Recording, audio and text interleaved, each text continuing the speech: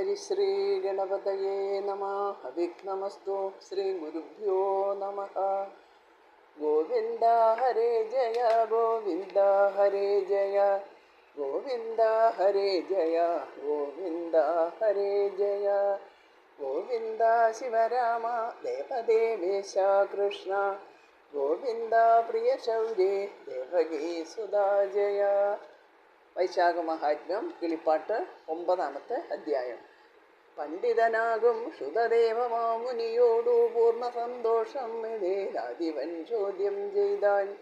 വെന്തുപോയൊരു കാമൻ എവിടെ ജന്മം വന്നു എന്തവൻ തന്നാൾ പിന്നെ കർത്തവ്യം മഹാമതേ. മനുജാധിപനുടെ ചോദ്യമിങ്ങനെ കേട്ടു മുനിനായകൻ താനും അരുളി ചെയ്തിടിനാൻ. 2 ജന്മങ്ങൾ പിന്നെ ദിവ്യനാം പഞ്ചബാണൻ ഉണ്ടായി ധരണിയിലെത്രയും കീർത്തിയോടെ. എന്നതിലൊന്നു ശംഭുനന്ദനൻ ബാഹുലേയൻ തന്നെ ജന്മം വീതിച്ചിടവൻ കേട്ടാലും നീ. തന്നെ ഭർതൃദേഹം ഭസ്മമായി കണ്ടു രതി ഖിന്നത പൂണ്ടു മതി മറന്നു വീണാളല്ലോ. 2 നാഴിക നേരം ചെന്നപ്പോൾ ഉണർന്നിരുന്നുണ്ടായ ദുഃഖം ചൊൽവാൻ എഴുതോ ശിവ ശിവ. വനദേവതമാരും നടുങ്ങി രോധം കേട്ടു വനജേഷണ പിന്നെ ചിന്തിച്ചു സന്താപേന. മരണാഗ്നിയെ കണ്ടു ഭീരുവായോടിപ്പോയ മാരമിത്രനും വന്നു കണ്ടു സന്താപം പൂണ്ടാൻ. വല്ലഭ സഹായനോടിങ്ങനെ രതി ചൊന്നാൾ നല്ലൊരു ചിത നിർമ്മിക്കുന്നതു കേട്ടു ചൊന്നാൻ. നന്ദനൻ എന്ന പോലെ ഞാനുണ്ടു ശേഷം ചെയ്യാൻ എന്തിനു ദുഃഖിക്കുന്നു കേനതേ ദേഹത്യാഗം. സമ്മതം അതു കേട്ടിട്ടില്ലെന്നു കണ്ട നേരം നിർമ്മിച്ചു കൊണ്ടാനൊരു ചിതയും വേഗത്തോടെ. കുളിച്ചു വന്നു രതി വിധിച്ച പോലെ കർമ്മം മുടിച്ചു ചിതമധ്യേ ജ്വലിച്ചോരഗ്നി തന്നെ. വലത്തു വെച്ചു കൂപ്പി സ്തുതിച്ചു ഭക്തിയോടെ കുതിച്ചു ചാടിയിടുവാൻ നനച്ചു നിൽക്കും വിധോ.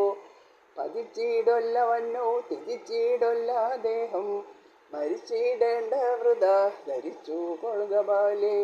മരിച്ച കാന്തൻ ഭൂമോ ജനിച്ചിടും കേൾ മേലിൽ ക്ഷമിച്ചിടുക നെഞ്ചിൽ സുഖിച്ചു വാഴാം ചിരം. ആകാശവാക്യമേവം കേട്ടൊരു രതിക്കുള്ളിൽ ആകാംക്ഷ മരിപ്പതിൻ ഉള്ളതു തീർന്നുകൂടാ. തൽക്ഷണം ഇന്ദ്രാദികൾ ദുഃഖിത തന്നെ കണ്ടു രക്ഷിപ്പാൻ വയം നൂനം ദുഃഖിക്ക വേണ്ട വൃത. പുഷ്കരാക്ഷിയാം നീയും പുഷ്പബാണനും പൂർവ കൽപ്പേ മുന്നമേ രാജ സുന്ദരനെന്നു നാമം. തൽപത്നി തഥാ രാജ സങ്കരകാരിണി നീ ഇപ്പോൾ തൽപാപം പോവാൻ ചൊല്ലുവാൻ പ്രായശ്ചിത്തം. വൈശാഖ സ്നാനം മന്ദാകിനിയിൽ ചെയ്തു ഭക്ത്യ കേശവം അർച്ചിക്കിലോ ക്ലേശങ്ങളെല്ലാം തീരും. അശൂന്യ ശയനമാമൃതവും അനുഷ്ഠിക്ക ദർശനമാത്രമുണ്ടായിടും കേൾ മനോഹരേ. വരവുമേവം നൽകി സുരന്മാർ പോയ ശേഷം സുരന്മാർ ചൊന്നവണ്ണം വ്രതങ്ങൾ അനുഷ്ഠിച്ചാൾ. സ്മരണം ചെയ്തു നിത്യം വസിക്കുന്നതു കാലം സ്മരണക്ഷിഗോചരനായതു രതിക്കപ്പോൾ. സുന്ദരനായ നൃപൻ മുന്നം വൈശാഖ സ്നാനം മന്നവ ചെയ്യായികയാൽ വന്നിതിക്കാലം മൃതി. മാധവസുതൻ തന്നെയെങ്കിലും പാപഹരം മാധവ സ്നാനം ചെയ്തിലാകിലാപത്തു നൂനം. ദേവകളെന്നാകിലും ഈ വണ്ണം ഫലം നരദേവമാനുഷനെന്നാൽ എന്തിനു പറയുന്നു. കേൾക്ക നീ കഥാശേഷം. ശങ്കരൻ മറഞ്ഞപ്പോൾ ദുഃഖം ഉൾക്കൊണ്ടു ഗൗരി ഭൂമിയിൽ വീണാളല്ലോ. അദ്രിനായകൻ അതു കണ്ടുടൻ പുത്രി തന്നെ വിദ്രുതം കൂട്ടിക്കൊണ്ടു മന്ദിരം പൊക്കിരുന്നാൻ. മന്ദഭാഗിയായുള്ള ഞാനിനി വൈകിടാതെ ചന്ദ്രശേഖരൻ തന്നെ നിശ്ചലധ്യാനം ചെയ്തു. നന്നായി തപസ്സു ചെയ്തിടണം എന്നുറച്ചു കന്യക ഗുരുഭൂതന്മാരെയും ബോധിപ്പിച്ചു. സാദരം ഭക്തിപൂർവം തപസ്സു തുടങ്ങിനാൾ. ചേതസി മന്ദം മന്ദം വർദ്ധിച്ചു തപോബലം. ദിവ്യവത്സര സഹസ്രാന്തേ കാരുണ്യമൂർത്തി സർവജ്ഞൻ പ്രത്യക്ഷനായി നിന്നരുൾ ചെയ്താനേവം. സന്തോഷം പൂണ്ടേനഹം നിന്തപോ മഹിമ കണ്ടെന്തൊന്നു വേണ്ടു വരം ഭരിച്ചു കൊൾക ബാലേ. ബന്ധുകാതരെ ബന്ധുഗാധരി ഗൗരി വന്ദിച്ചു ചൊന്നാളെങ്കിൽ നിന്ദരൂവടി മമ ഭർത്താവാകേണമെന്നാൻ മല്ലബാണാരിമന്ദം പുഞ്ചിരി തൂകിച്ചമ്മേ പൂന്തേൻ വാണിക്കൂ വരം കൊടുത്തു ദേവൻ. പിന്നെ സപ്തമാമുനിമാരെ ചിന്തിച്ചു മഹാദേവൻ ക്ഷിപ്രം വന്നവരടി കൂപ്പിനോരനന്തരം മുപ്പുരവൈരി മുനീന്ദ്രന്മാരോടരുൾ ചെയ്തു ചൊൽപ്പൊങ്ങും ഹിമവാനെ കണ്ടു ചൊല്ലേണം നിങ്ങൾ തൻപുത്രി തന്നെ മമ നൽകേണമെന്നു ചൊൽവിൻ. ഇപ്പോ നിങ്ങളെ വിചാരിപ്പതീനിതുമൂലം അരുൾ ചെയ്തതു കേട്ടു നടന്നു മുനീന്ദ്രന്മാർ ഗിരിനായകപുരം പ്രാപിച്ചു പൂർണ്ണമോദം. തരസാ മുനീശ്വരന്മാരെ പൂജിച്ചു ഭക്ത്യ ഗിരിനായകനേവം ഉണർത്തിച്ചരുളിനാൻ. ധന്യനായി വന്നേൻ കൃതകൃത്യനായി വന്നേനഹം ധന്യന്മാരായ നിങ്ങൾ മൽപുരം പ്രാപിക്കയാൽ നിർമ്മലന്മാരായുള്ള നിങ്ങളെ കാൺക മൂലം ജന്മസാഫല്യമേ വന്നിതു ഭാഗ്യം ഭാഗ്യം. നിത്യപൂർണാർത്ഥ കൃതാത്മാക്കളാം നിങ്ങൾ കോർത്താൽ കർത്തവ്യം മയാ കിമ്മെന്നരുളി ചെയ്തിടണം. ഭക്തിലക്ഷണ ഭാഷിതം കേട്ട നേരം എത്രയും പ്രസാദിച്ചു ചൊല്ലിനാർ മുനീന്ദ്രന്മാർ. ഞങ്ങൾ വന്നതിൻ മൂലം കേട്ടാലും എങ്കിൽ ഭവാൻ മംഗലം തേടുന്നൊരു കന്യകാരത്നം തവ ഗംഗാചൂടനു ദാനം ചെയ്യണമെന്നും ചൊൽവാൻ തിങ്ങിനമോതാൾ വയം വന്നതെന്നറിഞ്ഞാലും ആ ജന്മകൃത സുഹൃതൗകം സൽപലഗിരി രാജഭക്വതാതുന ഭവിച്ചു ധരിക്കതേ. നന്മൊഴി കേട്ടു സന്തോഷാംബുതി തന്നിൽ കുളിച്ചമ്മുനിമാരോടുണർത്തിച്ചിതു ഗിരിനാഥൻ. വൽക്കല ജടാദികൾ ധരിച്ചു ജടാധരം ചിൽക്കനം പ്രതി നിരാഹാരയായി ഗംഗാതടേ ഉഗ്രമം തപസ്യ ചെയ്യുന്ന മൽകന്യക ഉഗ്രസ്വാമിക്കു പുരാ മനസാ തന്നേനഹം. വിദുശേഖരനോടി വാർത്തയെ ഉണർത്തിച്ചു വിധിപൂർവകം കർമ്മമഖിലം ജയിക്കേണം. ഇങ്ങനെ ചൊല്ലി നമസ്കരിച്ച ഗിരീശ്വരൻ അങ്ങനെ എന്നു ചൊല്ലി മറഞ്ഞു മുനീന്ദ്രന്മാർ. കല്യാണോത്സവാരംഭം തുടങ്ങി മഹാഗിരോ എല്ലാ ലോകവും ഒന്നു തെളിഞ്ഞു ജനങ്ങളും ശംഭുതൻ ധ്യാനത്തിനാൽ അറിഞ്ഞു ദിവ്യജനം സംഭ്രമ കൗതൂഹലം കൈക്കൊണ്ടു നടകൊണ്ടാർ. ഇന്ദിരമുമ്പായുള്ള സുന്ദരി വൃന്ദത്തോടും പന്നകശായി വിഷ്ണു ഭക്തസഞ്ജയത്തോടും പക്ഷി പുങ്കവ ഗളാരൂഢനായി ലക്ഷ്മീപതി തക്ഷണം കൈലാസത്തെ പ്രാപിച്ചോരനന്തരം കനകാദികളോടും മുനിമണ്ഡലത്തോടും കനകോജ്ജല ഹംസാരൂഢനായി വന്നു ബ്രാഹ്മൺ. ചൊൽക്കൊണ്ട ഭൂതപ്രേത പൈശാചാദികളോടും ദിക്പാലരോടും നികേൽ അമരബന്ധത്തോടും വെള്ളിമാമല തന്നിൽ നിന്നുടൻ പുറപ്പെട്ടു വെള്ളരുതിന്മേലേറി കൊണ്ടു ലോകൈകനാഥൻ. പേരിതുന്തുബി പടഹാദികൾ കൊണ്ടു ലോകം പാരമായി മുഴങ്ങിച്ചു നടന്നു മന്ദം മന്ദം. വെൺകൊറ്റക്കുടതട ചാമരാദികൾ കൊണ്ടും സംഖ്യയില്ലാതെ മഹാപ്രാഭവജാലത്തോടും തുഹിനാജലേ ചെന്ന് നേരമങ്ങെതിരേറ്റു തുഹിനഗിരി തൻ്റെ മന്ദിരം പ്രാപിപ്പിച്ചു. ശുഭദൃഷ്ടി കൊണ്ടേറ്റം ശോഭിച്ച നന്മുഹൂർത്തെ ശുഭതന്മാരായുള്ളോ ഈശ്വരന്മാരൊന്നിച്ചു സകല കർമ്മങ്ങളും വിധിപൂർവകം ചെയ്ത സകലേശ്വരൻ ശംഭു പാർവതി തന്നെ വിട്ടു. ശംഖനാദങ്ങൾ കൊണ്ടും ആശീർവാദങ്ങൾ കൊണ്ടും വൻകടനാദം ചേരും വാദ്യഘോഷങ്ങൾ കൊണ്ടും ശങ്കരഗൗരി ജയേ തുച്ഛത്തിൽ പുകഴ്ത്തുന്ന സംഖ്യയില്ലാത്ത ശബ്ദാൽ മുഴങ്ങി വിശ്വമെല്ലാം. സർവാദിമൂർത്തികൾക്കും അങ്കനാവൃന്ദത്തിനും കേവലാനന്ദമുണ്ടായി സകല പ്രാണികൾക്കും സുഖമോടനേക നാളവിടെ തന്നെ വാണു സ്വഗ്രഹം പുക്കാർ പിന്നെ സർവദേവാദീജനം. മഹിമ പെരുകുന്ന ഹിമവാനുടെ ഗേഹേ മഹനീയാംഗിയായ മഹിഷിയോടും കൂടി അഹിസംഹതി പരിഭൂഷണൻ മഹാദേവൻ ബഹുഭോഗേന ബഹു വത്സരം തത്ര വാണാൻ. വാഹിനി തീരം തോറും വനരാജികൾ തോറും മോഹമാർന്നു ഉമ തന്നെ സഹസാരമിപ്പിച്ചു. സഹസ്രവർഷമേവം കഴിഞ്ഞോരനന്തരം സഹസ്രാക്ഷാദീജനം ചിന്തിച്ചാരേവമപ്പോൾ പാർവതി ശങ്കരന്മാരൊന്നിച്ചായിരത്താണ്ടു കേവലം രമിച്ചിട്ടും നന്ദനനുണ്ടായില്ല. ഗർഭഭോജനെ ബീജം പതിച്ചാൽ പിന്നെ യഥാർഭകൻ പിറപ്പോളം സുരത് മരുതല്ലോ എന്നതു ചിന്തിയാതെ ക്രീഡിച്ചാൽ തൽബീജവും ഭിന്നമായി ശവിച്ചിടും എന്നതു നൂനമല്ലോ.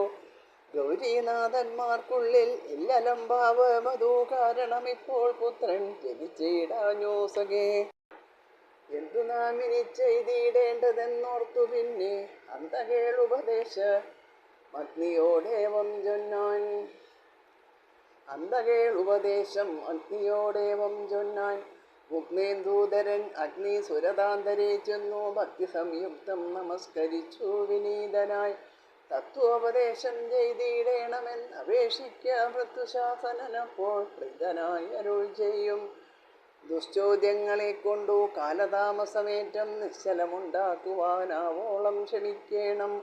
തങ്ങളും ശേഷം യഥാ പിന്നെയും ഉപായങ്ങൾ മംഗലം വരുവാനായി പ്രയത്നം ചെയ്യുന്നുണ്ട്.